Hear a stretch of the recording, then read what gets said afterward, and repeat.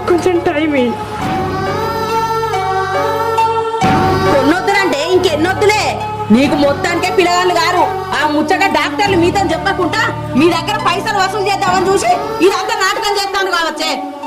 నీకు అద్దురా అద్దురా అని చెప్పినా వినకుండా ఏదో పిల్ల దొరికింది కదా అని చేసుకుంటే గిసోటి రోగపు ఉండదని తెలియదు మనకు. లేకపోతేనా ఇంకోదైతే సూపర్ ఉండు. నాకు చాలమ్మా, ఇక మీరు మాట్లాడిన కాడికి చాలు. బయట వాళ్ళు ఎవరో ఏదో అంటే వాళ్ళకి నచ్చే అయిపోయి పోయి ఒక్క ఆడదానివై ఉండి నువ్వే నా గురించి ఇట్లా మాట్లాడుతున్నావు. నా మీద కొంచెం కూడా జాలి కలుగుతలేదు అత్తమ్మ. నా స్థానంలో నీ బిడ్డ ఉంటే నువ్వు ఇట్లనే మాట్లాడుదువా? నువ్వు ఇట్లనే నీ అల్లంకి ఇంకో పెళ్లి చేద్దువా? నోర్మై మళ్ళా నోరు తెచ్చి మాట్లాడటం మంచిగా కూడా చెప్తున్నా. నీకు పిల్లగానే పుట్టరని తెలిసింది కదా, నువ్వు ఇంకొక నిమిషం ఉండు అవసరం లేదు. నా కొడుకు ఇంకో లగ్గం చేస్తా. నువ్వు నా కొడుకు విడాకులు ఇచ్చి నీ అమ్మగారింటికి పో.